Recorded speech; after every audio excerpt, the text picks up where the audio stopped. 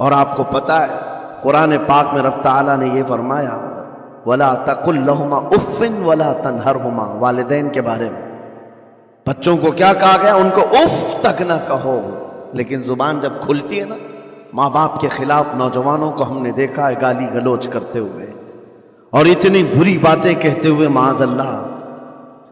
عزیزان گرامی وقار، حضور نے تو یہ فرمایا جس نے پلٹ کر کے اپنے ماں اور باپ کو سخت لہجے میں بات کیا یا ان کی نافرمانی کی، حضور فرماتے میرا دل چاہتا ہے کہ اس کے گھر کو آگ لگا دوں، آگ لگا دوں.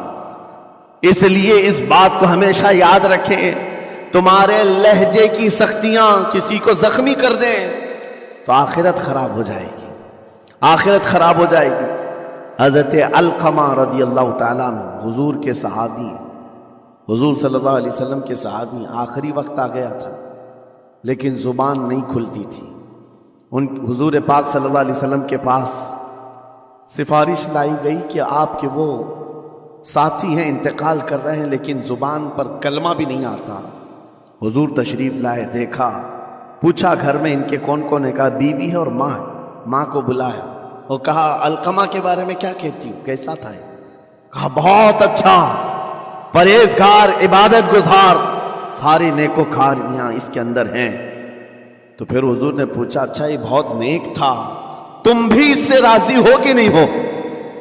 ماں نے کہا میں نہیں راضی ہوں، میں راضی نہیں ہوں. کہا کیوں، وجہ کیا ہے؟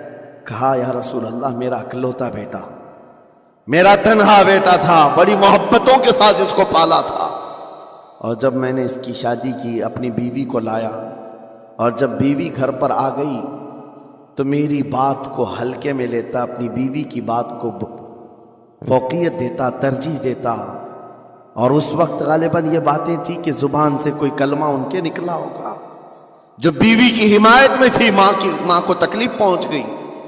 کہا میرا دل گوارا نہیں کرتا، میں اس سے راضی نہیں ہوں، باقی وہ بہت نیک بندہ ہے، بہت اچھا.